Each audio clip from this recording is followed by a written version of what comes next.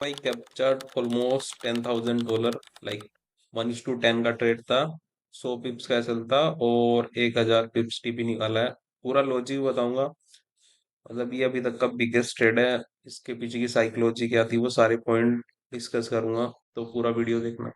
ये मेन क्या था ना, यहाँ पे जब ये ट्रेड ऑलमोस्ट ली थी, शायद 17 तारीख को ली थी। तो यहाँ पे ना मेरा सेटअप बन चुका था already। मेरा एसएल था 22 पे। ठीक है, ये देखना 22 पे मेरा एसएल था। यहाँ पे ट्रेड यहाँ पे आई, फिर ऑलमोस्ट एसएल के पास आई, मेरे फेवर में भी गई 3%। उसके बाद देख रहा हूँ दोबारा फिर यहाँ पे एसएल पे आई 17 पे। उसके बाद फिर गई फेवर में, बट फिर ये फिर 17 पे आई। उसके बाद ये ट्रेड एक्चुअल में वर्क की। तो मतलब 3 बार ये ट्रेड ऑलमोस्ट ब्रेक इवन के पास आई, बट फिर भी मैं इस ट्रेड को होल्ड करके बैठा रहा। क्यों? क्योंकि ये एनालिसिस मैंने ऑलरेडी कर रखी थी। ये ट्रेड तो ऑलमोस्ट, मतलब अगर तुम ये देखने जाओगे कहाँ से कहाँ फट चुकी है। अगर मैं तुम्हें ट्रेड एक्चुअल में दिखाऊं, कितने परसेंट प्रॉफिट चल रहा होगा तुम्हें, बोलो 27-28%। उतना मेरा एक्सपेक्टेड नहीं था, मुझे मैंने 10% ही निकाला। मतलब मेरे लिए मोर देन इनफ है वो। 10% का मेरे लिए मतलब होता है कि कम से कम 2 महीने का प्रॉफिट। मतलब मैं मंथ में 5 से 6% ही एक्सपेक्ट करता हूँ, उससे ज्यादा नहीं, प्रोफेशनल की तरह। तो मेन क्या था ना, मतलब ये देखो कि अगर जैसे क्या होता, अगर ये ट्रेड में यहाँ पे 3-3.5% चल रहा था, यहाँ पे इसको कट करता, तो मैं ये वाला मूव नहीं कर पाता ना। अब जैसे क्या हुआ, एक बार मैंने ट्रेड प्लेस कर दी, तो रिस्क तो मेरा ऑलरेडी इन्वॉल्व हो ही गया इसमें। मतलब ज्यादा से ज्यादा इस ट्रेड में क्या होगा, मेरा एसएल चला जाएगा। अब वो तो जाता ही। बट यहाँ पे ये देखो ना कि ऑलमोस्ट 10%, $10,000 पता है वो कितने होते हैं ना? तो कैलकुलेट कर लो। उसके लिए यहाँ तक मैंने अपने माइंड को पूरा पूरा डेवलप किया कि यहाँ तक मुझे वेट करना है। क्योंकि वो 3 या 4 बार एसएल के पास आई थी ट्रेड, बट फिर भी मैंने कट नहीं किया उसको। अब क्या होता, अब ये बताओ यहाँ पे क्या होता, हो सकता है वो एसएल खा के फिर मूव करती, तो मैं कुछ नहीं कर सकता ना, मैं दोबारा फिर मार्केट में आता। मतलब समझ रहे हो? यहाँ पे तो बार बार वही चीज ट्राई करनी पड़ेगी ना। मतलब मेथड है भाई, तुमने एक चीज यहाँ पे सीख ली।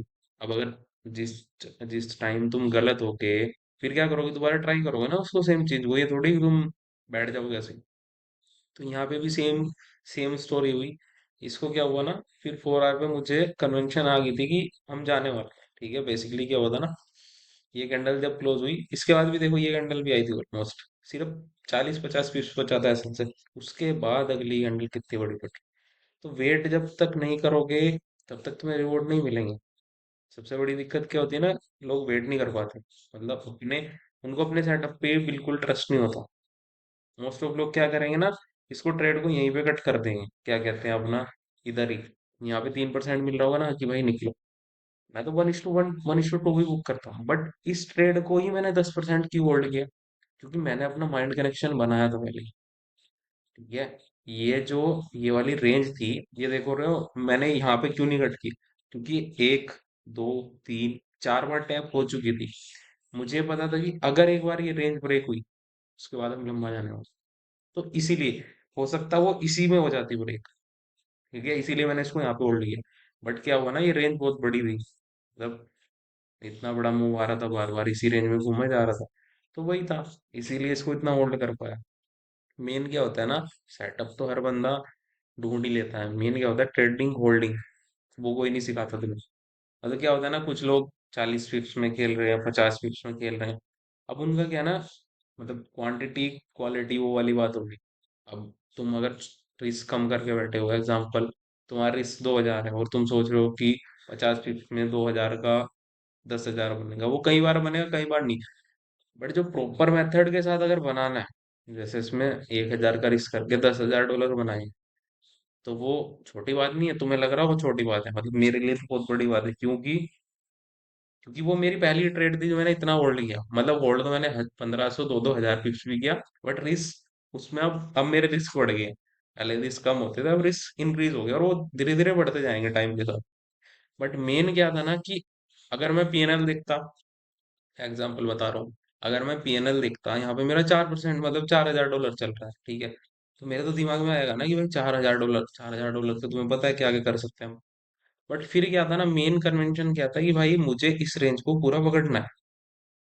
और इस रेंज को पकड़ने के लिए मुझे बार बार अपने दिमाग को यहाँ पे कितनी बार समझाना पड़ा होगा। ये देखो, मतलब कोई बंदा मुझे पूछ किसी ने पूछा था कि अगर हमारी ट्रेडिंग, हमने एनालिसिस 30 मिनट पे की है या 15 मिनट पे की है, तो हम किस टाइम फ्रेम पे देखें हमने ट्रेड को। अब तुम देख रहे हो यहाँ से लेके यहाँ तक की कैंडल देखो, पूरा 24 घंटे मैंने इस ट्रेड को अपने माइंड कनेक्शन में बना कर, सबसे बुरा क्या हो सकता था, ऐसे लिट हो जाता। अकाउंट तो नहीं उड़ता ना। मैं तुम्हें दिखाऊंगा, इसमें मैंने एक मल्टीपल अकाउंट में थी, एक ही अकाउंट में दिखाऊंगा, सारे अकाउंटों में नहीं दिखाऊंगा मैंने क्या किया। वो मैं अपना प्राइवेट रखता हूँ, ठीक है, जो भी चीज़ है, बट हाँ एक दो अकाउंट में जो मैंने किया वो मैं दिखाऊंगा। बट मेन वही था ना कि माइंड, अगर तुम माइंड तुम्हारा प्रॉपर नहीं है, तुम, अगर मैं इसमें ट्रेड में क्यों नहीं डरा, मतलब एग्जाम्पल बता रहा हूँ एक और, क्योंकि मुझे पता है ना मेरा क्या ही होगा, ज्यादा से ज्यादा बुरा क्या होगा, रिस्क 1% है, एक ही जाएगा ना। ये तो नहीं है ना हम इसमें पूरा अकाउंट साफ कर देंगे, ये कर देंगे, वो कर देंगे, नहीं, इसमें वो कुछ होने ही नहीं वाला। मेन क्या है कि तुम्हारा रिस्क, जब तुम्हारा रिस्क कंट्रोल में होगा तो रिवॉर्ड तो तुम्हें टाइम के साथ टाइम बड़े ही होंगे। अब मैं ऐसे तुम्हें बोलूँ कि भाई मैं तो इसमें $30,000 बना देता, वो तो मुझे भी पता था बना देता, बट मेरा, ये देख रहे हो लाइन मेरी पहले ही मार्क है, और ये मैं यहाँ तक भी नहीं बोल, मैंने ट्रेड तो यहीं पे काट दी थी, यहाँ पे, क्योंकि भाई मुझे पता है कई बार क्या होता है ना, जब टीपी के पास आने वाले होते हैं ना, यहीं से रिवर्स हो जाती है, तो मैं वो चांस भी नहीं लेना चाहता। ठीक है, एक क्या होता है ना, साइकोलॉजिकल नंबर होता है कि भाई अपने को 20,000 बनाना है, तो 20, अगर तुम्हें 18,000 मिल रहा है तो निकलो, क्योंकि पता चला वो 18,000 तुम्हारा ब्रेक इवन पे क्लोज हो रहा है, वो नहीं करना अपने। बहुत बंदे होते हैं, बड़े बड़े इन्वेस्टर हैं, उनको सबको पता है किसकी क्वांटिटी कहाँ ओपन है, कितनी क्वांटिटी, सब उनके पास live real time data fluctuate होता है उनके उसमें। ठीक है, तो मेन क्या होती है ना, साइकोलॉजी, सेटअप तो हर बंदा सबने ढूंढा होगा, किसी ने यहाँ पे लिया होगा, यहाँ पे बुक कर लिया होगा और बोल रहा होगा वाह, बट उसने ये मूव मिस कर दिया। अब समझ रहे हो, मतलब फरवरी में मैंने सिर्फ 3% बनाया था, सिर्फ 3%, और अभी तक मतलब मार्च में भी, तो ये थर्ड वीक चल रहा है मार्च का, अभी तक मैं 20-22% बना चुका हूँ। मैंने बोला था ना, जो सारी चीजें वर्क करती हैं वो क्वार्टरली वर्क करती हैं। मेन क्या है ना, क्वार्टर का खेल है। अगर हम जैसे, अब जैसे जनवरी में मैंने 6 या 7% बनाया, ठीक है, फरवरी में मैंने 2% बनाया, 9% हुआ, अभी मैं ऑलरेडी 18 या 20% बना चुका हूँ, तो 30%, और अभी मंथ क्लोज भी नहीं हुआ। और कल तो मैंने ट्रेड नहीं ली क्योंकि ये परसों की ट्रेड थी 24 घंटे, कल तो मुझे अपना माइंड को पूरा क्लीन करना था, शांत रहना था, वो सारी चीजें करनी थी। कल जब भी फिर ये होता है ना कि बड़े प्रॉफिट होते हैं तो गलतियां ज्यादा होती हैं दिमाग में, तो कल तो मुझे अपने माइंड को क्लीन करना था, इसलिए मैंने कुछ सेटअप था कल मेरा, तो मैंने छोड़ दिया, मैंने कहा नहीं आप आज नहीं लेना, मुझे जाने दो, लीव इट, कोई दिक्कत नहीं है, मेरा बन गया, इनफ है बस, उसके बाद अपॉर्चुनिटी तो मुझे मिलेगी। अब क्या मैं ये, अब एक बात, क्वेश्चन यहाँ पे आता है, क्या मैं हर ट्रेड ऐसे होल्ड करूंगा, नहीं, वो डिपेंड करता है मार्केट कैसी है। हर हर बार 10% नहीं मिलेगा, मोस्ट ऑफ टाइम मार्केट 1%, 2%, अपने को छोटा छोटा बनाना है, वो 10% हो जाएगा, बट हाँ बीच बीच में ऐसी ट्रेड भी आएगी, और अगर किसी से ऐसी ट्रेड मिस भी होगी तो ये मत समझो कि अब हम क्या करेंगे, ये करेंगे, कोई दिक्कत नहीं, जाने दो, बार बार अपॉर्चुनिटी तो आएगी ना। अभी जैसे मार्केट क्या है, अभी दोबारा मूव दे दिया मार्केट, 2-4 दिन, हफ्ता 2 हफ्ता, फिर कंसोलिडेशन करेगी, उसके बाद कंसोलिडेशन करके उसके बाद फिर मार्केट दोबारा बड़ा मूव देगी। तो मेन क्या है ना, मतलब 5 या 6% का ही गेम है। अगर तुम 5 या 6% बना पा रहे हो मंथ में तो मोर देन इनफ है। 4 मिलियन पे 5% कितना होता है ना, $2 लाख। तो बट वो 100 के या 10K के अकाउंट पे सेम माइंडसेट रखना पड़ेगा। अगर 6 महीने 10K या 20K का अकाउंट वही 5% की प्रोबेबिलिटी के साथ उसको आगे लेके गए, तो बहुत आगे जाने वाले हो।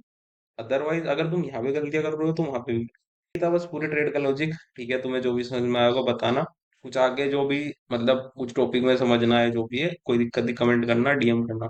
Thank you so much, bye bye.